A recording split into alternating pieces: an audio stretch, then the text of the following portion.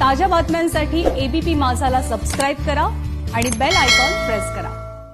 इकडे कोविड लसीच्या साठवणुकीसाठीच्या जागेची मुंबईच्या महापौर किशोरी पेडणेकरांनी पाहणी केली।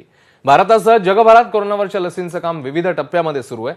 लवकरच कोरोनाची लस मिळेल असं वैज्ञानिकांकडून सांगितलं जातं आणि हीच शक्यता लक्षात घेऊन पालिका कामाला लागली आहे। लस आल्यानंतर तिच्या साठवणुकीसाठी मुंबई महापालिकेकडून कोल्ड स्टोरेजची निर्मिती करण्यात येते। मुंबईच्या कांजूरमार्ग मधल्या आरोग्य विभागाच्या इमारतीत 5000 चौरस फूट जागा लागणार आहे। तसंच लसीच्या साठवणुकीच्या ठिकाणी सूर्यप्रकाश पोहोचू नये यासाठी खबरदारी घेतली जाणार आहे। शिवाय ई टेंडरिंगची प्रक्रिया लवकरच सुरू होईल अशी माहिती महापौरांनी दिली। लसीकरणात कोरोना योद्ध्यांना प्राधान्य देणार असल्याचे महापौरांनी म्हटलं। त्या महापौरांनी या अनुषंगाने नेमकी काय काय माहिती दिली आहे, कोणकोणते मुद्दे मांडलेले आहेत बघूया।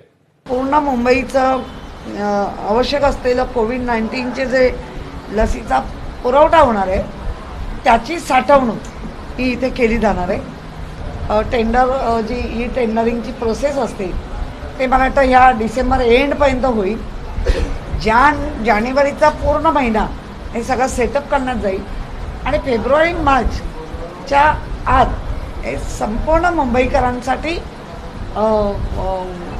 त्यांना साठवणूक करण्याचं जे स्टोरेज आहे ते कामकाज पूर्ण होईल।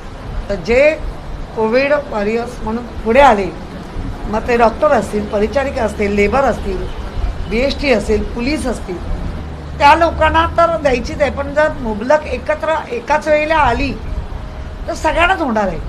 मग ते पहिलं कोणतरी असणार आहे तर ते पहिले म्हणजे वॉरियर्स असणार। ते उलट सामान्य नागरिकांना सांभाळणार आहे म्हणून आपण पहिलं देणार आहोत आणि देणार आहे ती सगळ्यांनाच देणार आहोत। कुठल्याही वॅक्सिनमध्ये श्रीमंत, गरीब, मध्यम असा कुठलाही भेदभाव होणार नाही।